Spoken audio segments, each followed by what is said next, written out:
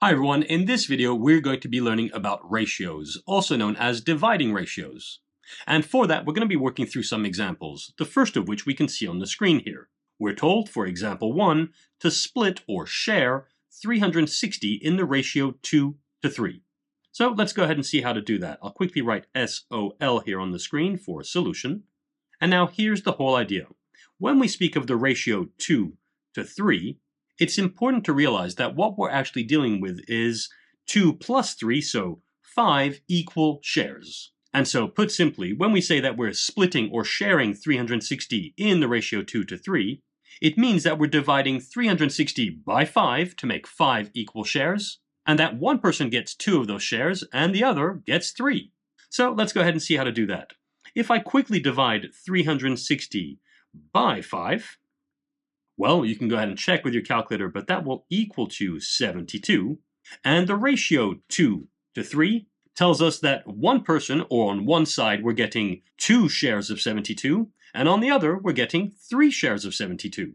In other words, when we split 360 in the ratio 2 to 3, we're splitting 360 as follows. One person, or on one side, we're getting 2 times 72, which equals to 144.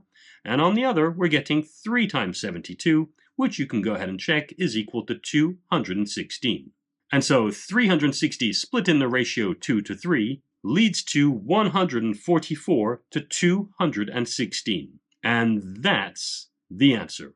So let's say, for instance, we had $360 that had to be split in the ratio 2 to 3, then one person would be getting $144, and the other would be getting $216. And there we go. Now, let's look at a second example. I'll just quickly write example 2 here.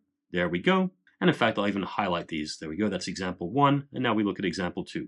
Okay, now in that first example, we split 360 in the ratio 2 to 3.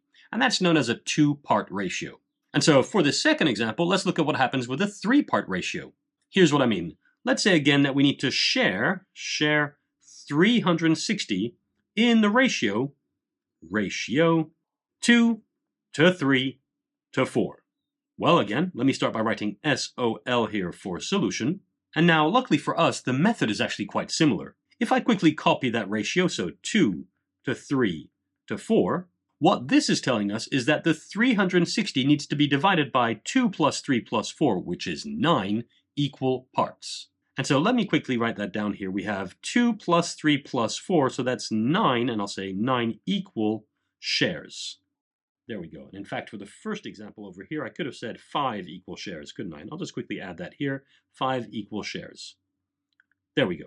So with that in mind, this 360 is now being divided into 9 equal parts, and one person is getting 2, another is getting 3, and another is getting 4 of those parts. So let's see, I'll start by dividing 360 by 9 on the side here. 360 divided by 9, well, that's equal to 40.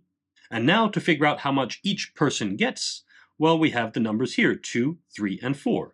So let's see, we'll have one person getting 2 times 40, which is equal to 80. Another will be getting 3 times 40, which is equal to 120. And finally, the last person, or the last share that we're getting here, would be 4 times 40, which is equal to 160. And of course, you could check, but if you add 80 to 120 to 160, we fall back on the 360 that we started with. And now using these 3 values, we can say that when we split or share 360 in the ratio 2 to 3 to 4, we obtain the ratio 80 to 120 to 160. And that's the answer.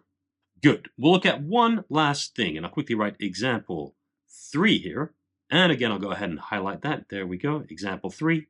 And this time we're going to look at something a little bit different. Let's say we were given the ratio 8 to 6. And we're asked to rewrite that as the ratio 1 to n. In other words, we're being asked to find what n has to be here. Luckily for us, this isn't too tricky. The idea is to realize that to get from 8 to 1, we need to divide by 8, and consequently, to ensure that the ratio 1 to n stays the same as the ratio 8 to 6, to find n, all we have to do is divide 6 by 8 as well. And you can go ahead and check, but 6 divided by 8, well, that's equal to 0.75. In other words, the ratio 8 to 6 is the same as the ratio 1 to 0.75. And we could state n equals to 0.75. And that's the answer. Let's look at one more example like that. Let's say we were given the ratio 3 to 5, and we're told to find n such that that's equal to the ratio n to 1. Well, the method would be the same. Focusing on the right-hand side of those ratios, we notice that to get from 5 to 1, all we have to do is divide by 5. Consequently, to find n, all we'll have to do is divide 3 by 5.